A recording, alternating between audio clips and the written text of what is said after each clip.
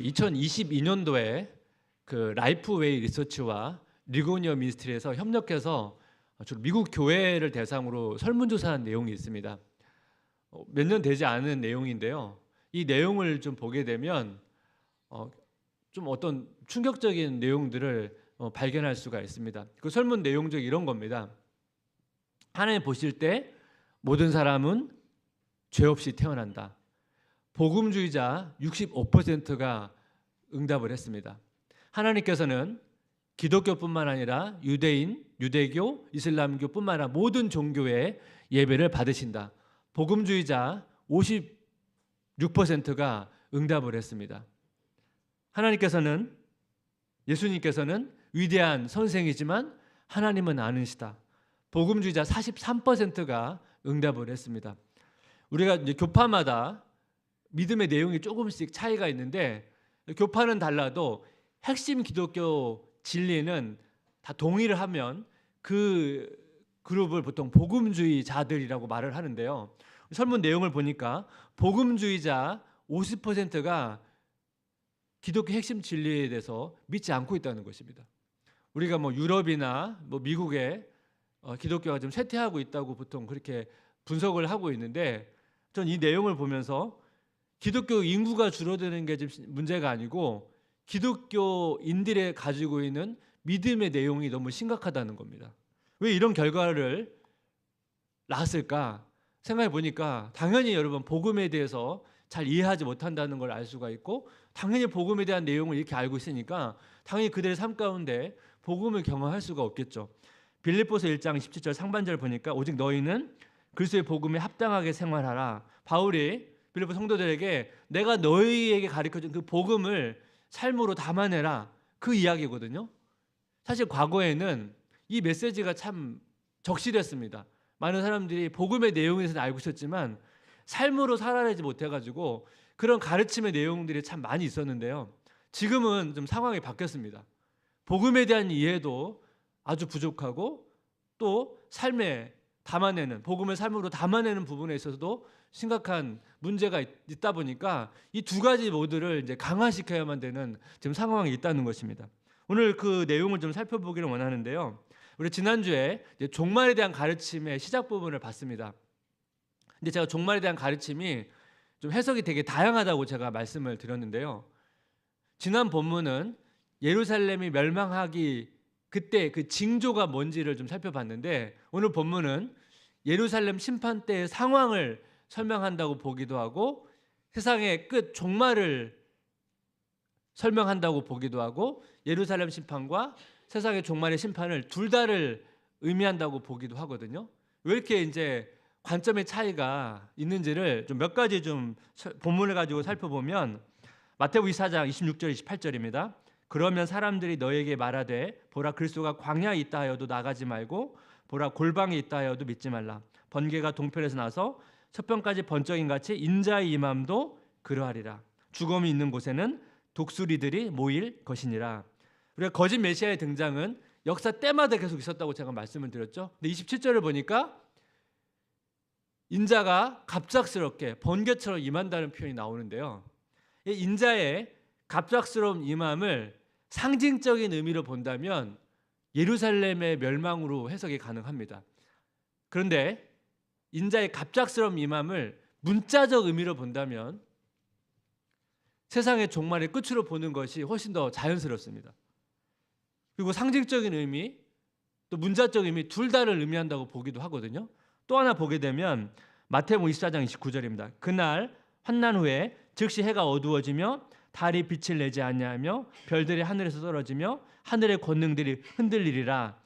환난이 보통 예루살렘 멸망을 의미하는데 그 후회라고 하는 단어가 짧은 시간적 간격을 의미한다면 예루살렘 멸망을 의미한다고 볼 수도 있는데, 이 후회라는 의미가 긴 시간적 의미를 말한다면 세상의 종말의 심판을 의미한다고 봐야 되거든요.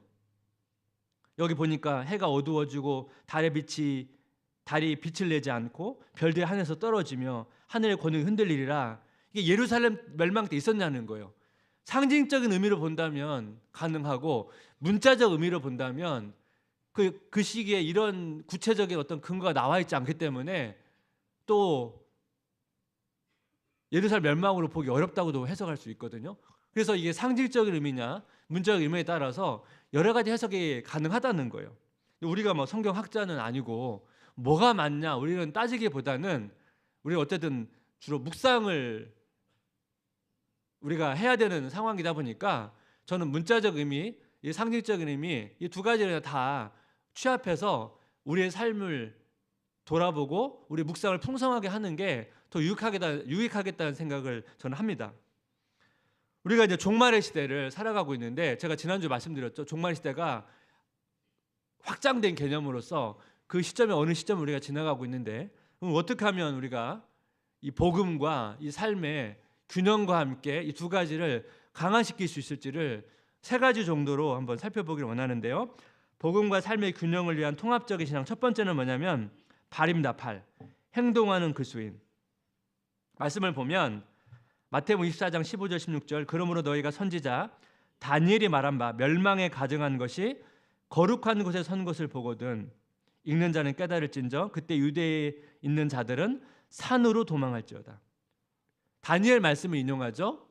멸망에 가증한 것이 거룩한 곳에 선 것을 보거든. 누가는 이 구절을 인용하면서 이걸 되게 좁은 의미로 설명을 합니다. 누가복음 21장 10절 너희가 예루살렘이 군대들에게 에워싸이는 것을 보거든 그 멸망에 가까운 줄을 알라. 누가는 이 다니엘 본문을 인용하면서 로마 군대가 예루살렘을 둘러싸서 함락시키는 것 이것이 뭐예요? 멸망에 가증한 것이 거룩한 곳에 선 것이라고 해석을 한 거예요. 근데 마태는 구체적으로 언급을 하지 않았거든요.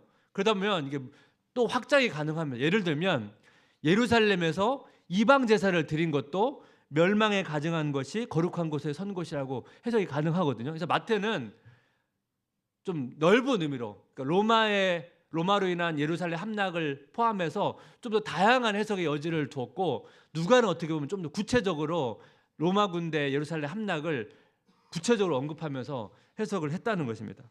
근데 어쨌든 간에 이런 상황들이 왔을 때 유대인들을 보고 산으로 도망가라. 쉽게 말하면 이제 구체적으로 행동 지침을 줬는데요. 마태복음 24장 17절 18절 한번 같이 읽어보겠습니다. 지붕 위에 있는 자는 집 안에 있는 물건을 가지러 내려가지 말며 밭에 있는 자는 겉옷을 가지러 뒤로 돌이키지 말지어다. 집 안에 있는 물건 가지러 가지 말고 겉옷을 놓고 왔다고 겉옷을 찾으러 가지 말라는 거예요. 이 겉옷이라는 것은 유대인들에게 있어서는 이제 외출복입니다. 외출복이고 좀 일반적으로 좀 가난하고 일반적인 가정 경우에는 보통 겉옷을 이불로 사용했습니다. 이게 굉장히 필수품 아닙니까? 근데 아무리 필수품이라 할지라도 가지러 가지 말라는 거예요. 그 정도로 심각하고 긴급한 상황이라는 거예요.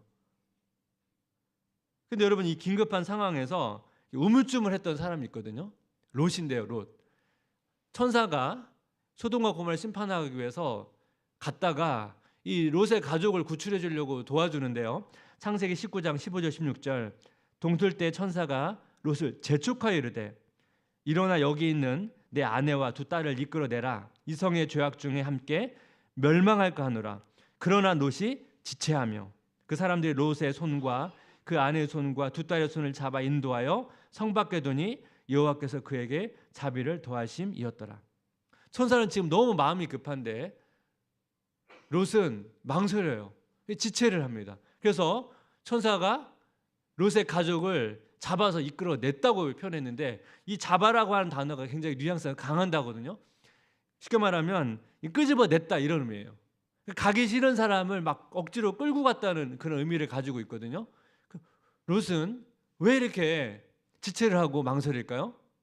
임박한 진노에 대한 인식이 없었다는 것입니다.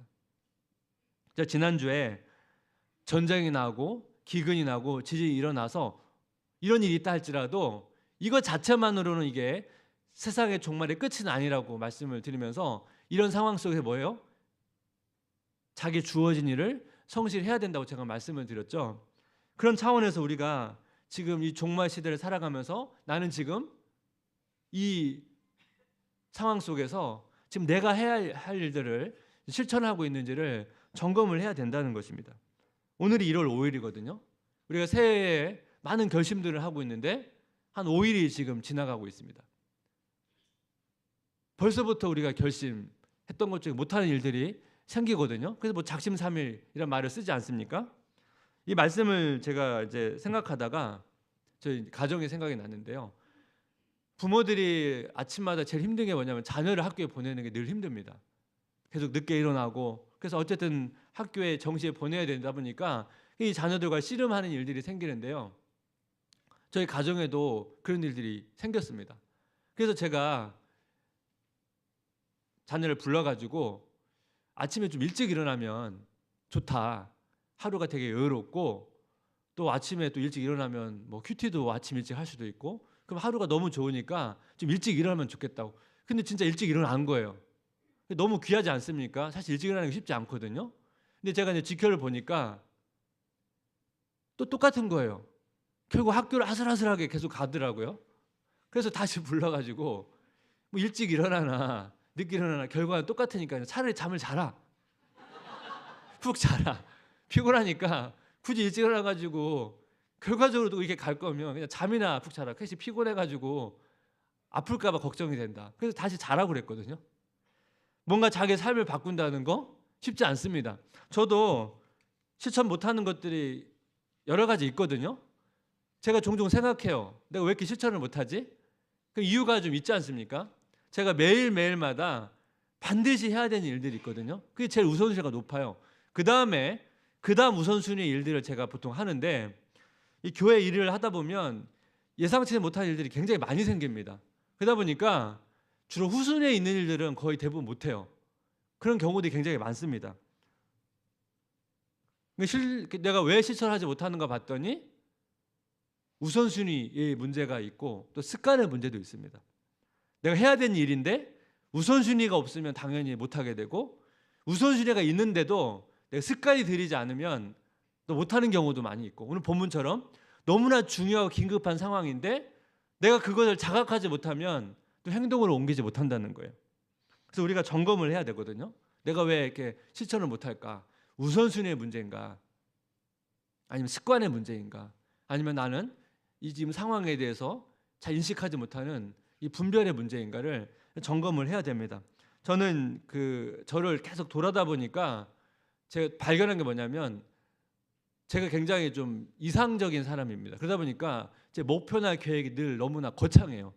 그러니까 실제적으로 실천하지 못하는 것들이 많이 있거든요. 그래서 제가 많이 바꾼 게 뭐냐면, 목표와 계획을 자꾸 바꿔요. 많이 바꾼다는 건 뭡니까? 현실 가능한 걸로 많이 바꿔서 가능하면 성취감을 높이도록 지금은 많이 바꿔서, 저는 계속 주중에도 제가 세운 계획을 막 바꾸거든요.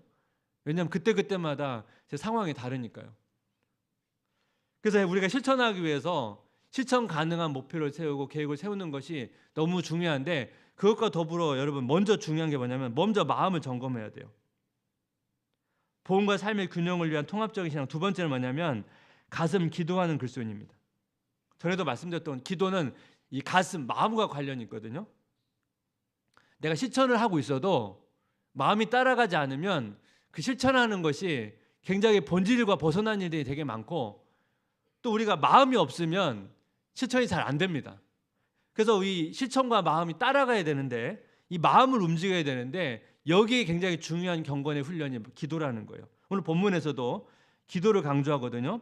마태복음 24장 10절, 너희가 도망하는 일이 겨울에나 안식일이 되지 않도록 기도하라. 여러분, 왜 도망가는 날이 겨울이나 안식일이 안 되어야 되는가? 겨울에는요, 이스라엘 우기예요. 비가 많이 내요. 우리로 말하면 장마철이에요. 그러면 와디라고 하는 지형이 있는데, 거기 보통 건조한 기후에는 그냥 바닥이거든요. 근데 우기에는 여기가 계곡이 돼요. 도망갈 때 여러분 계곡을 통과하는 거 쉬운 일이 아니잖아요. 또 왜 안식일이 되지 않아야 됩니까? 안식일에는 대부분 유대인들이 장사를 안 합니다. 그러면 필요한 음식이나 생필품을 구하지 못해요. 또 안식일에는 이두대인들이 많이 이동을 안 합니다. 많이 이동하면 그 일이라고 생각했거든요.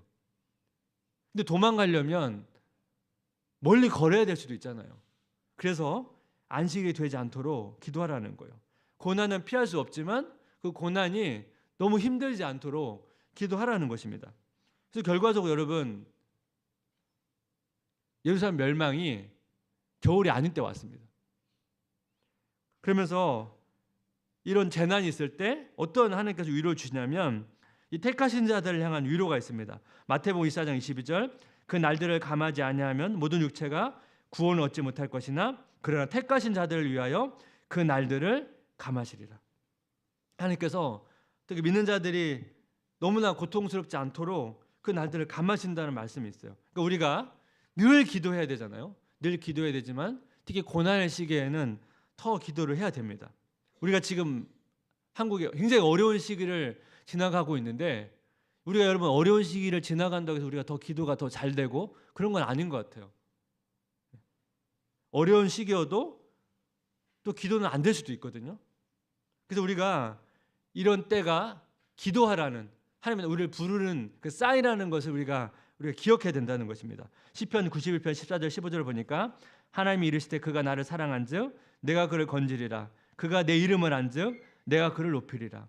그가 내게 간구하리니 내가 그에게 응답하리라. 그들이 환난 당할 때 내가 그와 함께하여 그를 건지고 영화롭게 하리라. 하나님께서 이 고난의 때 우리 기도를 들으시고 응답하신다는 이 약속을 믿어야 된다는 것입니다.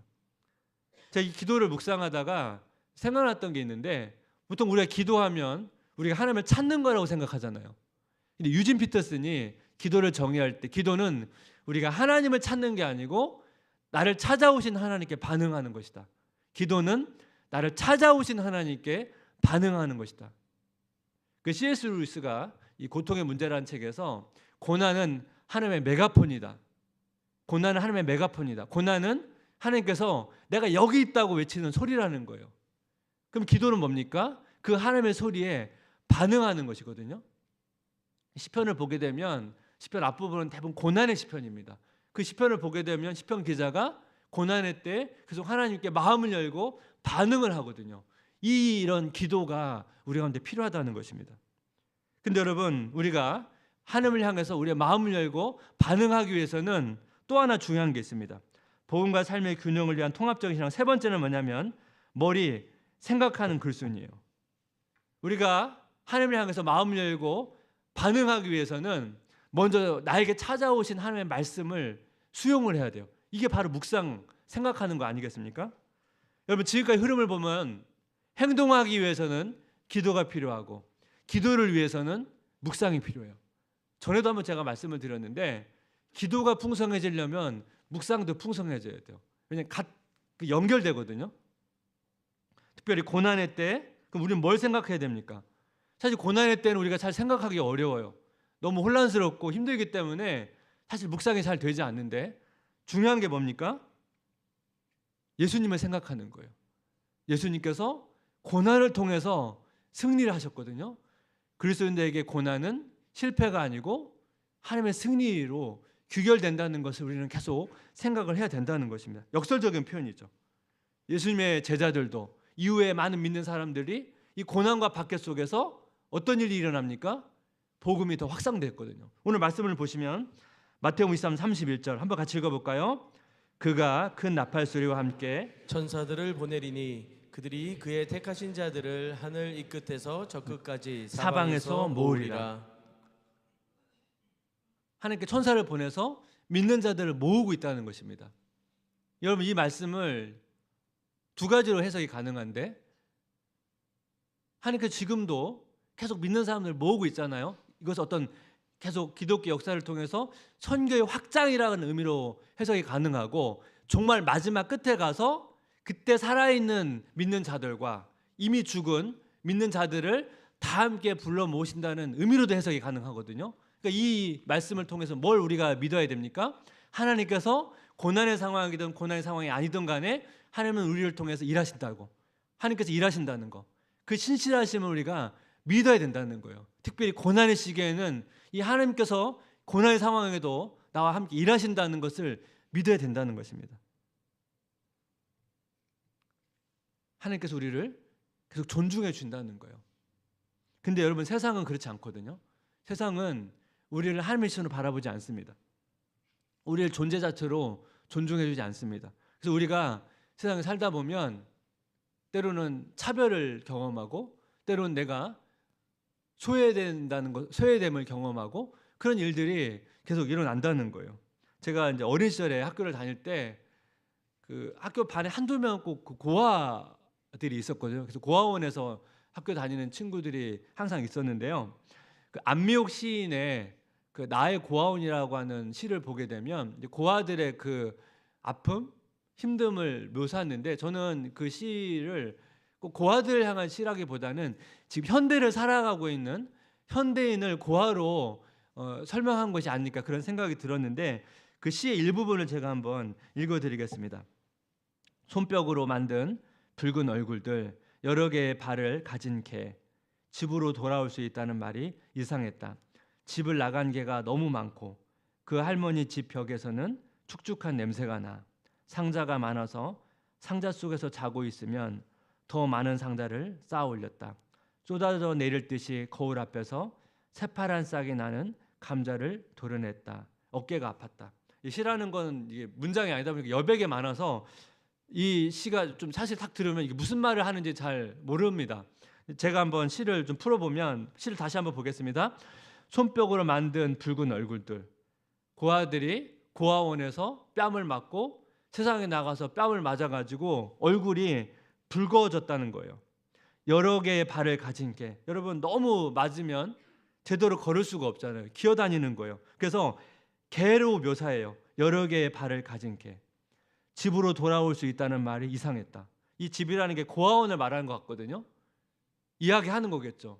네가 세상에 나가봐라. 세상이 너희를 환대해주고 갔냐? 넌 반드시 고아원으로 돌아올 수밖에 없을 거라는 말이겠죠. 그건 아픈 말이겠죠. 집으로 나간 개가 너무 많고 고아원을 뛰쳐나온 고아들이 너무 많은데 그 할머니 집 벽에서는 축축한 냄새가 나. 상자가 많아서 상자 속에서 자고 있으면 더 많은 상자를 쌓아 올렸다. 이 할머니 집이 뭐 고아원을 의미하는 건지 아니면 여러분 고아들이 나가가지고 세상에 나가서 어디에 살겠습니까? 그 고시원 같은 그 한평대는 그 좁은 그런 방에서 살면서 먹고 살겠지 않겠습니까? 그래서 상자 속에서 자고 있다고 이렇게 표현을 하고 있다는 거예요.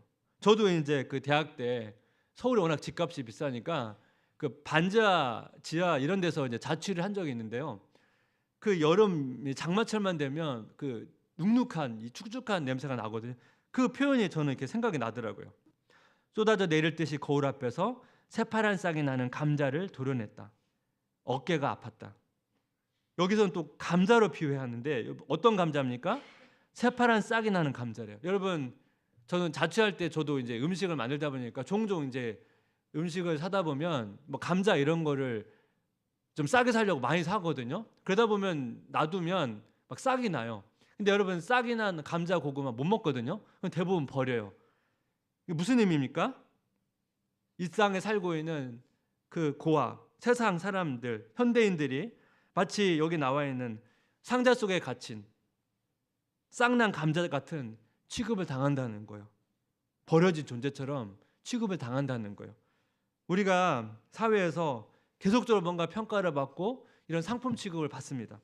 내가 사회에서 굉장히 내가 존중받고 있다는 느낌보다는 자꾸 뭔가 쓸모없는 존재로 여겨진다는 거예요. 요즘에 청년들이 그런 느낌을 많이 받고요. 또 우리가 나이를 먹어가면서 그런 걸 계속 느낀다는 거예요. 이걸 생각하다가 제가 요셉이 생각이 났거든요. 요셉이 형제들의 미움을 사가지고 노예 상품으로 팔려갔잖아요. 그 나중에 애굽의 총리가 되어서 그 형제들을 만나는데 그림을 한번 보실까요? 그 만나는 장면인데 저기 이제 크게 그려진 그 빨간 옷을 입은 사람이 요셉이거든요. 여러분 요셉의 형제들이 아버지 야곱에게 그 염소의 피를 묻혀다가 요셉이 그 짐승에 잡혀 죽었다고 그렇게 속였습니다. 지금 요셉이 입은 옷을 보시면 빨간 옷이잖아요. 여기 이중적인 의미가 있다고 보거든요. 피 흘린 자, 피 흘려 죽은 자로 기억되었잖아요. 근데 여러분 지금 애굽의 총리가 되어서 빨간 옷, 귀족들이나 입는 옷을 입고 있고 그리스도의 사랑을 의미하는 빨간 옷을 입고 어떻게 합니까? 지금 형제들을 포용해주고 있잖아요. 고난을 통해서 그 승리로 바꾼 그 장면을 지금 그려주고 있는데, 저는 이 그림을 보면서 예수님이 생각이 났습니다. 예수님께서 이 땅에 오셔서 모욕을 당하시고 뺨을 맞으시고 집이 없으셨잖아요. 그리고 십자가에서 피 흘리시면서 돌아가셨습니다. 그리고 다시 부활하셔서 그리스도의 사랑으로 우리를 품어주셨잖아요. 저는 이 모습이 또 예수님의 모습을 보여준다고 생각을 합니다. 사실 우리가 지금 빨간 입을 입은 존재거든요. 빨간 입을 입은 존재입니다. 우리가 이 땅에서 고난을 당하지만 우리는 어떤 존재입니까? 그리스도의 사랑으로 승리한 존재거든요. 우리에게 말씀하세요. 예수님께서 너희가 이 세상 속에서 증명을 해야만, 능력을 보여야만 너희가 사랑받는 존재가 아니라 너희는 존재만으로 나의 사랑받는 아들과 딸이다. 그게 우리에게 주신 메시지입니다. 요한복음 14장 18절 한번 같이 읽어보겠습니다. 내가 너희를 고와 같이 버려두지 아니하고 너희에게로 오리라. 내가 너희를 고와 같이 버려두지 않고. 그래서 우리가 하나님의 아들과 딸이기 때문에 세상에 어떠한 시선으로 우리를 바라본다 할지라도 우리는 하나님의 아들과 딸입니다. 하나님은 우리 아버지시고 우리는 아버지의 유산을 받을 수 있는 존재입니다. 저는 이 말씀을 묵상하면서 올 한 해 동안 그 아버지의 아들과 딸로서 그 아버지의 유산을 풍성히 맛보시는 삶이 되시면 좋겠습니다. 또 그리고 그 유산을 풍성히 누리려면 예수님을 묵상하고 또 하나님의 시선으로 나를 바라보고 우리가 깨닫고 묵상을 가지고 하나님을 향하여 마음을 열고 기도하고 토해내고 또 기도를 통해서 우리의 손과 발이 주님의 통로가 되기를 바랍니다. 그리고 그런 은혜를 누리시기를 주님의 이름으로 기도하고 축복합니다. 아멘. 우리 같이 한번 오늘 말씀을 기억하면서 하나님 우리가 우리의 마음을 열고 그 아버지의 마음으로 우리의 생각과 감정과 의지가 작동되길 원합니다. 우리 같이 기도하고 찬양합니다. 아버지 당신의 마음이 있는 곳에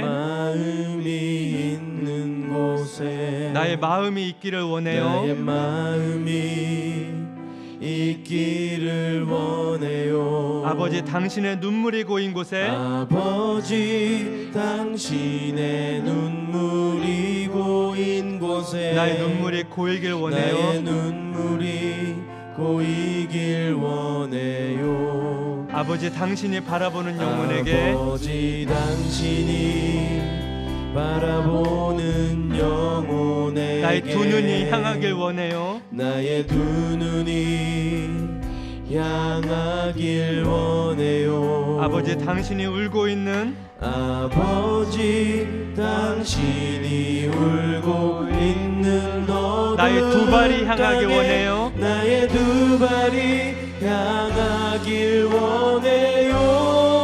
나의 마음이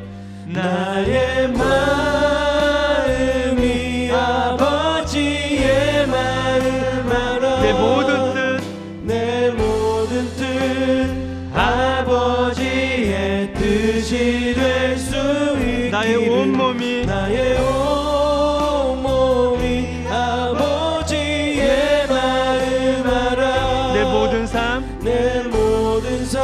당신의 삶 우리 다시 한번 고백할까요? 아버지 당신의 마음이 있는 곳에 아버지 당신의 마음이 있는 곳에 나의 마음이 있기를 원해요. 나의 마음이 있기를 원해요. 아버지 당신의 눈물이 고인 곳에 아버지 당신의 눈물이 고인 곳에 나의 눈물이 고이길 원해요. 나의 눈물이 고이길 원해요. 아버지 당신이 바라보는 영혼에게 아버지 당신이 바라보는 영혼에게 나의 두 눈이 향하길 원해요. 나의 두 눈이 향하길 원해요. 아버지 당신이 울고 있는 어두운 땅에 아버지 당신이 울고 있는 어두운 땅에 나의 두 발이 향하길 원해요. 나의 마음이